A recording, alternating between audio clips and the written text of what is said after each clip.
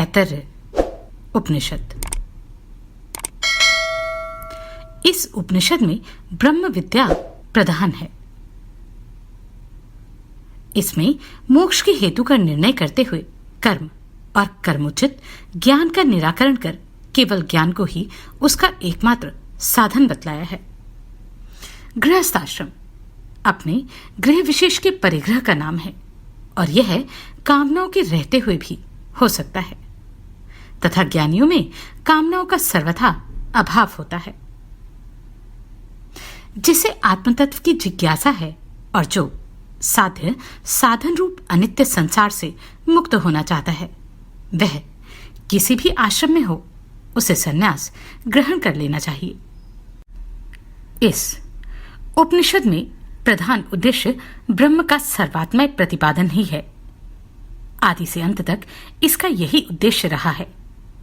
प्रथम अध्याय में देवताओं के आयतन याचना करने पर उन्हें क्रमशः गौ और अश्व के शरीर दिखलाए गए, परंतु उन्हें वे अपने अनुरूप प्रतीत न हुए। उसके पश्चात मनुष्य शरीर दिखलाया गया। उसे देखकर वे बहुत प्रसन्न हुए और उसे ही अपने आयतन रूप से स्वीकार भी किया। देवताओं की उत्पत्ति विराट शरीर के अवयवों से हुई थी, अतः विराट के अनुरूप होने के कारण उन्हें मानव शरीर ही आयतन रूप से ग्राह्य हुआ। इससे यही सिद्ध होता है कि मानव शरीर ही जीव के परम कल्याण का आश्रय है। उसमें स्थित होने पर ही वह परम पद प्राप्त कर सकता है। अकारण करुणामय श्री भगवान की कृपा से हमें यह परम लाभ प्राप्त करने का सौभाग्य हुआ है। अतः हमें ऐसा प्रयत्न करना चाहिए कि यह अत्यंत दुर्लभ सुअवसर निष्फल न जाए। आज से हम ऐतरेय उपनिषद आरंभ कर रहे हैं। नमस्कार। मेरी इन ऑडियो बुक्स को सराहने के लिए धन्यवाद।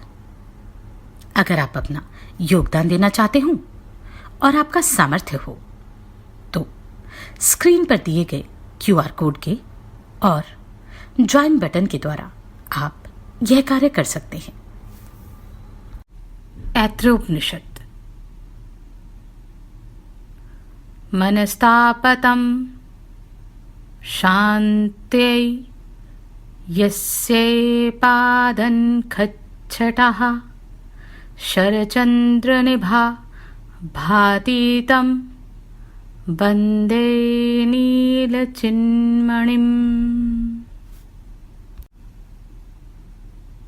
मेरी वाग्नेन्द्रिय मन में स्थित हो और मन वाणी में स्थित हो, अर्थात मेरी वाग्नेन्द्रिय और मन एक दूसरे के अनुकूल रहें। हे स्वप्रकाश परमात्मन, तुम मेरे समक्ष आविर्भूत हो। हे वाक और मन, तुम मेरे प्रति वेद को लाओ। मेरा श्रवण किया हुआ मेरा परित्याग न करे। अपने इस अध्ययन के द्वारा मैं रात और दिन को एक कर दूं, अर्थात मेरा अध्ययन अहर्निश चलता रहे। मैं ऋतु अर्थात वाचिक सत्य का भाषण करूं और सत्य मन में निश्चय किया हुआ सत्य बोलूं। यह ब्रह्म मेरी रक्षा करें, वह वक्ता की रक्षा करें। यह मेरी रक्षा करें और वक्ता की रक्षा करें, वक्ता की रक्षा करें। त्रिविध ताप की शांति हो, शांति हो, शांति हो। प्रथम अध्याय प्रथम खंड। यहां तक अपर ब्रह्म अर्थात हिरण्यगर्भ विषयक विज्ञान उपासना के सहित कर्म का निरूपण समाप्त हुआ। उस ज्ञान सहित कर्म की परागति का उक्कथ विज्ञान के द्वारा उपसंहार किया गया है। उस उपसंहार का मूल के वाक्यों द्वारा प्रदर्शन कराते हैं। यह प्राण संज्ञक सत्य ब्रह्म है। यह एक देव है। संपूर्ण देव इस प्राण की ही विभूतियां हैं। इस प्राण के तदात्मय को प्राप्त होकर उपासक देवता में लीन हो जाता है, ऐसा कहा गया। यह देवता में लय होना ही परम पुरुषार्थ है, यही मोक्ष है।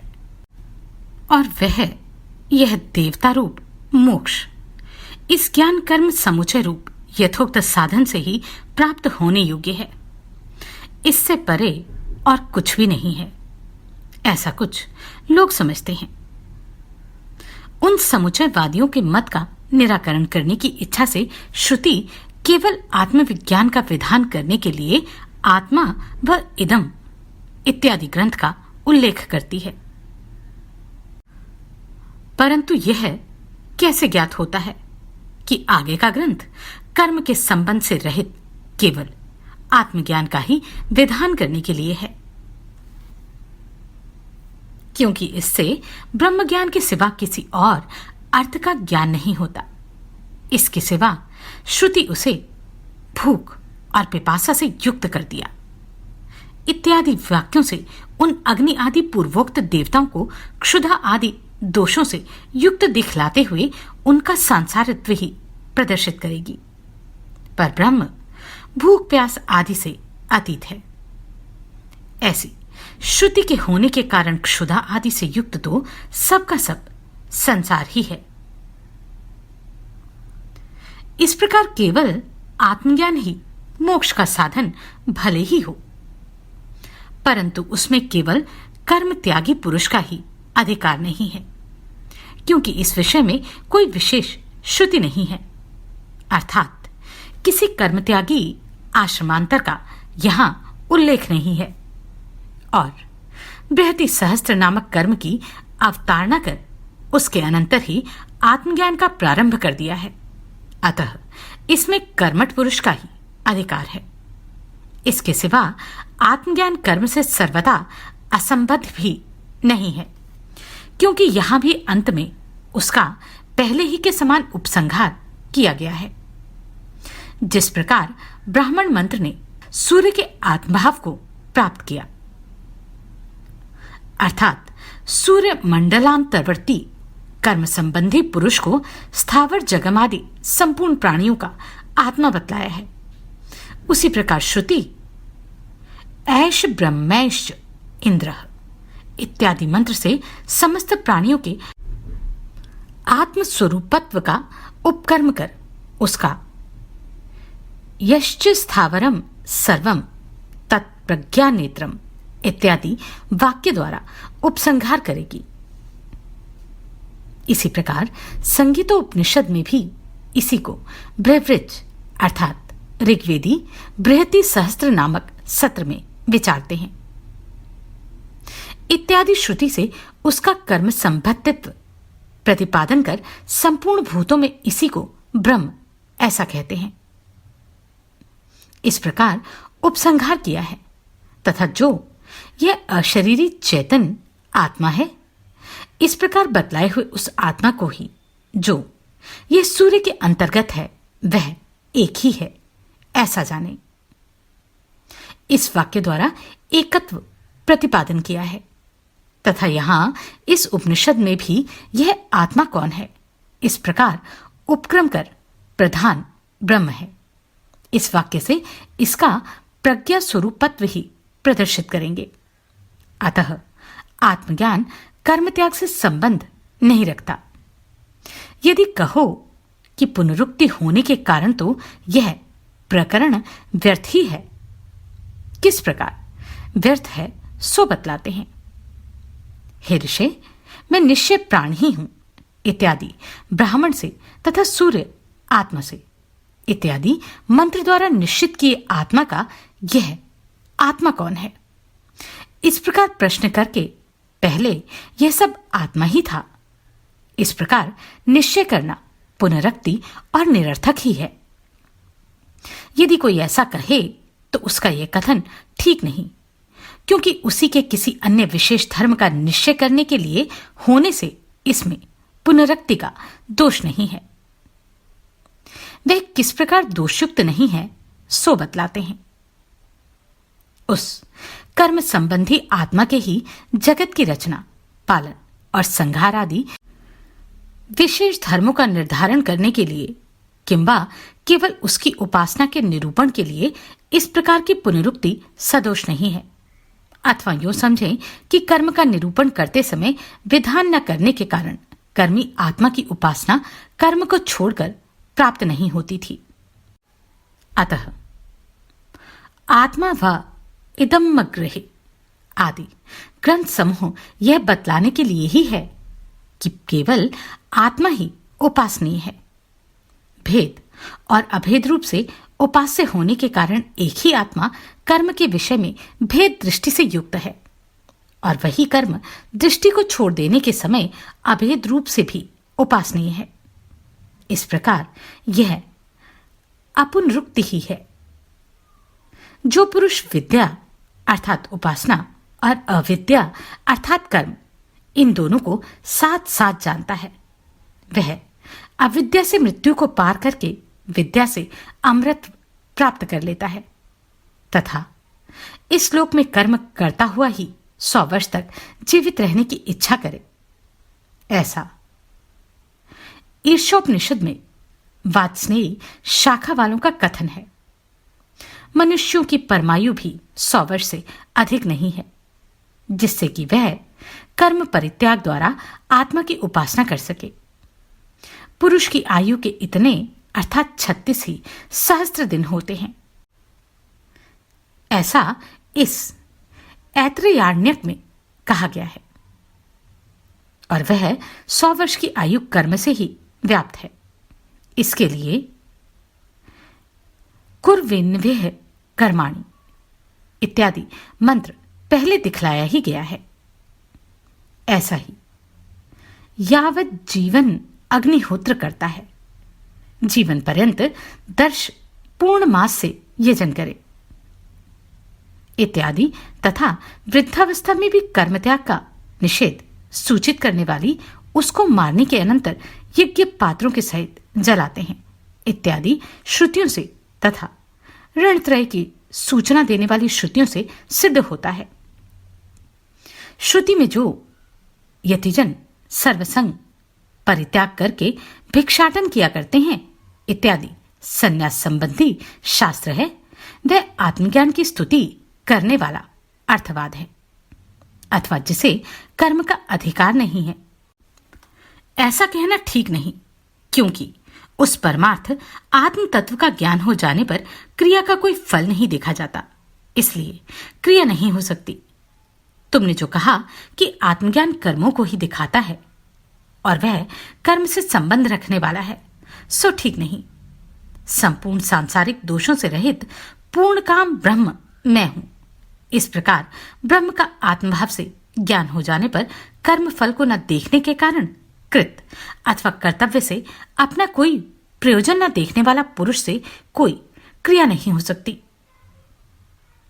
यदि कहो कि फल दिखाई न देने पर भी शास्त्राज्ञा होने के कारण वह कर्म करता ही है, तो ऐसा कहना उचित नहीं, क्योंकि वह शास्त्राज्ञा के अविष्यभूत आत्मा का दर्शन कर लेता है।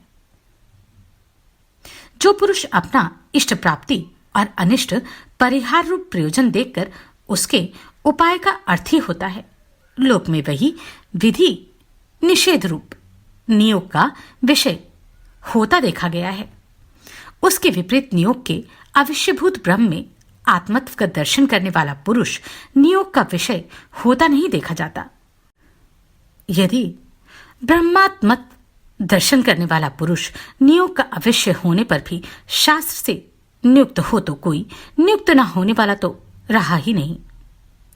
इसलिए यही प्राप्त होता है कि सबको सर्वदा संपूर्ण कर्म करते रहना चाहिए, किंतु यह अभिष्ट नहीं है। यह आत्मदर्शी तो किसी से भी नियोजित नहीं हो सकता, क्योंकि शास्त्र भी उसी से उत्पन्न हुआ है, अपने विज्ञान से भी बोधित होने योग्य न होने के कारण अनुत्पन्न या भ्रांतिजनित नहीं कहा जा सकता।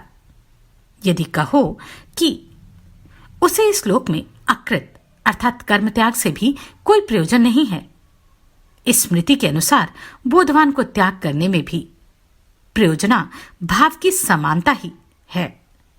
अर्थात जो लोग कहते हैं कि ब्रह्म को जानकर व्युत्थान अर्थात कर्म त्याग ही करना चाहिए, उनके लिए भी यह प्रयोजना भाव रूप दोष समान ही है। तो उनका यह कथन ठीक नहीं, क्योंकि व्युत्थान तो अक्रिया ही है।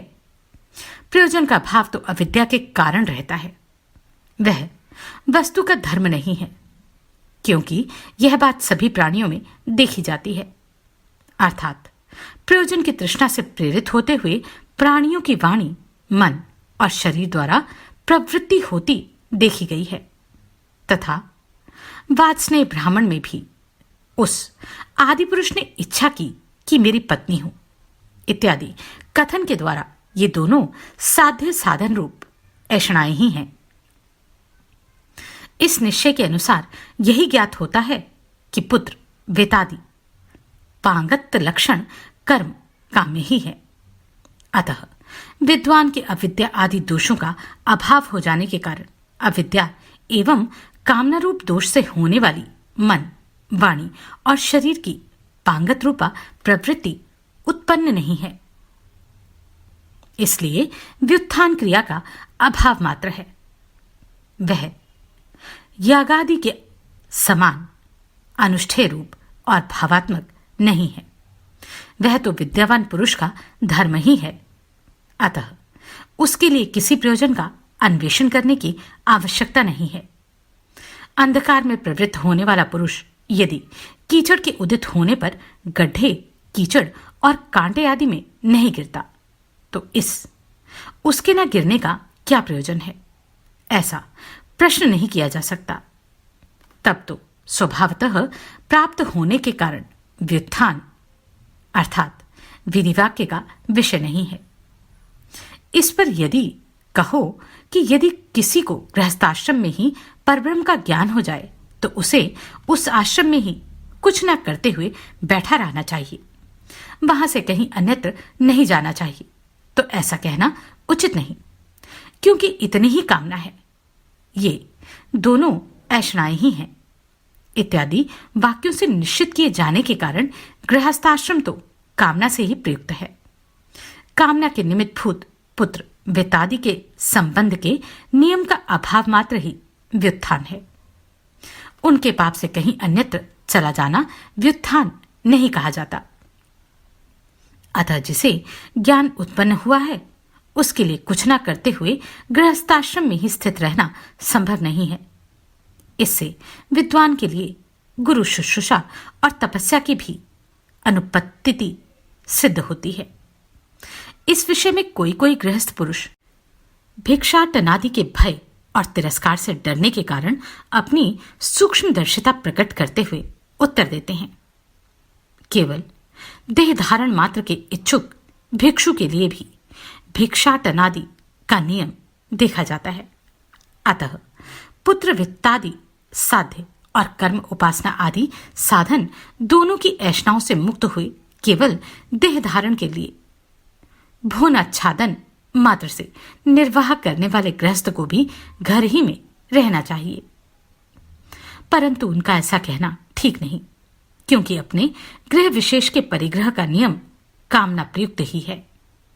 इस प्रकार उसका उत्तर पहले दिया ही जा चुका है और अपने गृह विशेष के परिग्रह का अभाव होने पर तो केवल शरीर धारण मात्र के लिए भोजना आच्छादन की इच्छा करने वाले पुरुष को अपने परिग्रह विशेष का अभाव होने के कारण स्वतः भिक्षुत्व ही प्राप्त हो जाता है।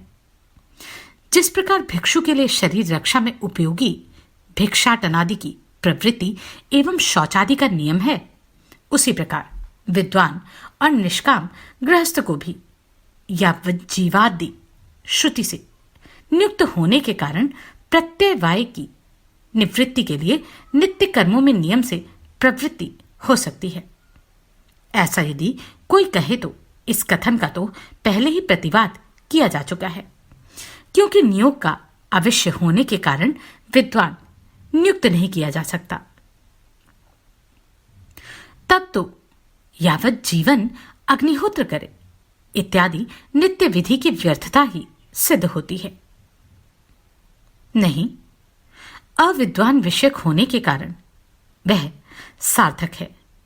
केवल शरीर धारण मात्र के लिए भिक्षाटनादि में प्रवृत्त हुए यति की प्रवृत्ति का जो नियतत्व है वह प्रवृत्ति का प्रयोजक नहीं है। आचमन में प्रवृत्त हुए पुरुष की पिपासा निवृत्ति के समान उसके भिक्षाटनादि का क्षुधा निवृत्ति आदि के सिवा कोई अन्य प्रयोजन नहीं समझा जाता, परंतु इसके समान अग्निहोत्र आदि कर्मों का स्वतः प्राप्त प्रवृत्ति को नियत करना नहीं माना जा सकता। परंतु प्रयोजन का अभाव हो जाने पर तो स्वतः प्राप्त प्रवृत्ति का नियम भी व्यर्थ ही है।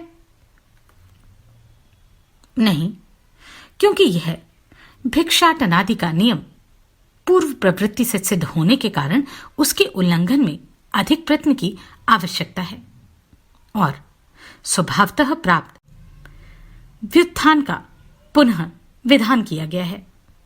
इसलिए विद्वान मुमुक्षु के लिए उसकी कर्तव्यता उचित ही है। जिस मुमुक्षु को ज्ञान प्राप्त नहीं हुआ है उसे भी संन्यास करना ही चाहिए। इस विषय में शांतोदांत उप्रतस्तितिक्षु आदि वचन प्रमाण है तथा आत्मदर्शन के साधन शम दमादि का अन्य आश्रमों में होना संभव ही नहीं।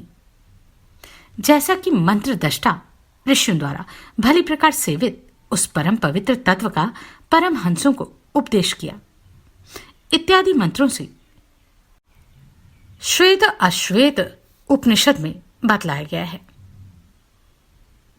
तथा कर्म से, प्रजा से अथवा धन से नहीं बल्कि त्याग से ही किन्हीं किन्हीं ने अमृत प्राप्त किया है, ऐसा कैवल्य उपनिषद की श्रुति में भी है।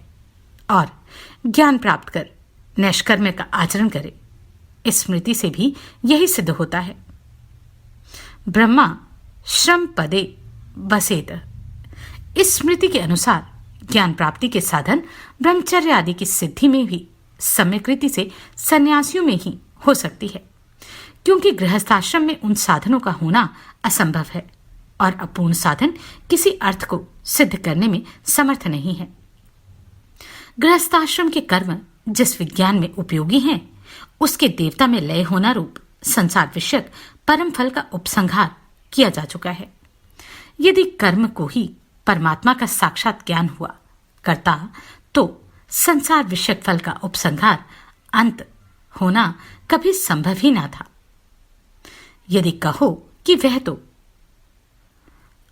अंग फल मात्र है तो ऐसा कहना ठीक नहीं, क्योंकि आत्मविद्या तो उसके विरोधी आत्मतत्व से संबंध रखने वाली है। सब प्रकार के नाम, रूप और कर्म से रहित परमार्थ आत्मतत्व से संबंध रखने वाला आत्मज्ञान तो अमृतत्व का साधन है। उससे गौण फल का संबंध मानने पर तो ज्ञान का सर्व विशेष शून्य आत्म वस्तु से संबंधित होना ही सिद्ध नहीं होता और यह इष्ट नहीं है, क्योंकि जहां इसके लिए सब कुछ आत्मा ही तो हो गया है। इस प्रकार आरंभ करके विद्वान के लिए क्रिया, कारक और फल आदि संपूर्ण व्यवहार का निराकरण किया गया है तथा इसके विपरीत अविद्वान के लिए वाजसेन ब्राह्मण में जहां की द्वैत के समान होता है, ऐसा कहकर क्रिया, कारक और फलस्वरूप संसार विषय को प्रदर्शित किया है। इसी प्रकार यहां ऐतरेय उपनिषद में भी जो क्षुधा पिपासा आदि युक्त वस्तुरूप संसार विषय देवताल्य संज्ञक फल है, उसका उपसंहार कर अब केवल सर्वात्मक वस्तु विषय ज्ञान का ही अमृतत्व प्राप्ति के लिए वर्णन करूंगी। ऐसे अभिप्राय से श्रुति प्रवृत्त होती है तथा देवलोक, पितृलोक और मनुष्यलोक की प्राप्ति में ऋणों का प्रतिबंध तो अज्ञानी के ही लिए है, ज्ञानी के लिए नहीं। जैसा कि इस मनुष्य लोक को पुत्र के द्वारा ही जीता जा सकता है इत्यादि लोकत्रय की प्राप्ति के साधन का नियम करने वाली श्रुति से सिद्ध होता है तथा आत्मलोक के इच्छुक विद्वान के लिए हम प्रजा से ही क्या करेंगे इत्यादि वाक्यों द्वारा ऋणों के प्रतिबंध का अभाव दिखलाया है। इसी प्रकार वे प्रसिद्ध आत्मवेता काव्यश्य ऋषि बोले, मैं अध्ययन कैसे करूं, होम कैसे करूं इत्यादि श्रुति है तथा ऐसी ही उस इस आत्म तत्व को जानने वाले पूर्ववर्ती विद्वान अग्निहोत्र नहीं करते थे। यह कौशिक की शाखा की श्रुति है। तब अविद्वान के लिए तो ऋणों का परिशोध बिना किसी संन्यास करना बन ही नहीं सकता। यह बात नहीं है, क्योंकि गृहस्थाश्रम की प्राप्ति से पूर्व तो ऋणत्व ही असंभव है। यदि अधिकारूढ़ ना हुआ पुरुष भी ऋणी हो सकता है, तो सभी का ऋणी होना सिद्ध होगा और इस प्रकार बड़ा अनिष्ट प्राप्त होगा। जो गृहस्थाश्रम को प्राप्त हो गया है, उस पुरुष के लिए भी गृहस्थाश्रम से वानप्रस्थ होकर संन्यास करे अथवा इस क्रम को छोड़कर अन्य प्रकार से यानी ब्रह्मचर्य से, गृहस्थाश्रम से अथवा वानप्रस्थाश्रम से ही संन्यास कर ले इत्यादि श्रुतियों द्वारा आत्मदर्शन के साधन के उपाय रूप से संन्यास प्राप्त हो ही जाता है। अविद्वान और अमुमुक्षु पुरुष के विषय में यावत जीवन अग्निहोत्र करे इत्यादि श्रुतियों की भी कृतार्थता है। छांदोग्य में तो किन्हीं किन्हीं के लिए 12 रात्रि अग्निहोत्र करके तदनंतर उसका परित्याग करना सुना जाता है। और तुमने जो कहा कि जिन्हें कर्म का अधिकार नहीं है उन्हीं के लिए संन्यास का विधान है, सो ऐसा नहीं है। जिसकी अग्निहोत्र की अग्नि प्रमादवश शांत हो गई है अथवा जिसने अग्नि का परिग्रह नहीं किया इत्यादि अलग ही श्रुति है। तथा समस्त स्मृतियों में भी आश्रमों का विकल्प और समुच्चय सामान्य रूप से प्रसिद्ध ही है। तथा यह जो कहा कि विद्वान को तो कर्मत्याग की स्वतः प्राप्ति बतलाई है, सो शास्त्र का विषय न होने के कारण उसके घर या वन में रहने में कोई विशेषता नहीं है, ऐसा कहना ठीक नहीं। व्युत्थान के स्वतः प्राप्त होने के कारण ही उसकी अन्यत्र यानी गृहस्थाश्रम में स्थिति नहीं हो सकती। अन्यत्र स्थिति को तो हमने कामना और कर्म से प्रेरित ही बतलाया है और उसके अभाव को ही व्युत्थान कहा गया है। स्वेच्छाचार तो अत्यंत मूढ़ का विषय समझा गया है, इसलिए विद्वान के लिए वह अत्यंत अप्राप्त है तथा विद्वान के लिए तो अत्यंत भारूप होने के कारण शास्त्रोक्त कर्म की भी अप्राप्ति समझी जाती है। फिर अत्यंत अविवेक के कारण होने वाले स्वेच्छाचार की तो बात ही क्या है। उन्माद अथवा तिमिर रोग से दूषित दृष्टि द्वारा उपलब्ध हुई वस्तु उसके निवृत्त हो जाने पर भी वैसी ही नहीं रहती, क्योंकि वह तो उन्माद तथा तिमिर दृष्टि के कारण ही वैसी प्रतीत होती है।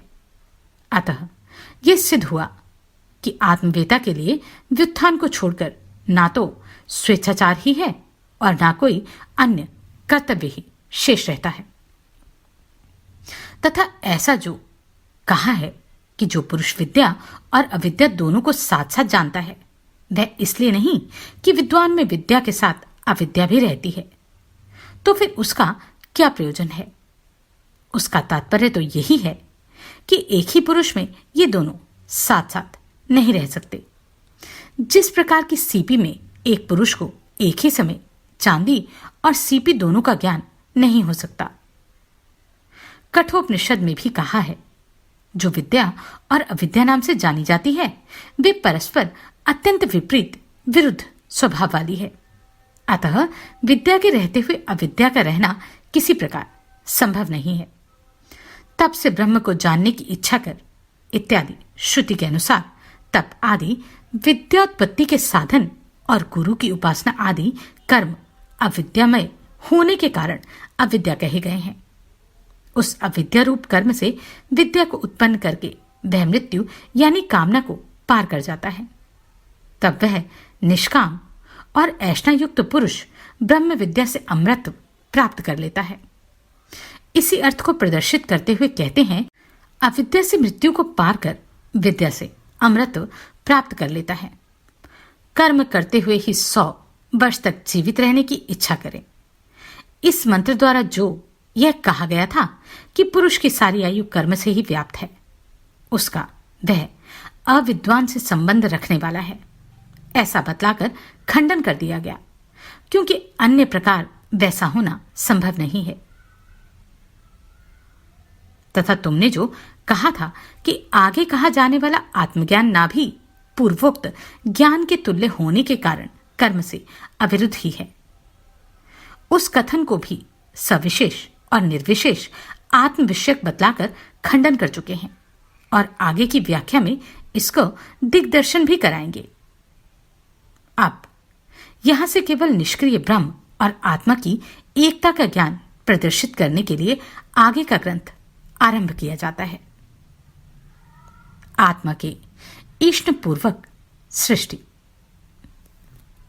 आप सभी को कोटि कोटि साधुवाद। आपने इन वीडियोस को इतना प्रेम दिया। नमस्कार, मैं आभा शर्मा जावास। यदि आपको मेरा ये प्रयत्न सराहनीय लगा हो तो मुझे सब्सक्राइब करके प्रोत्साहित करें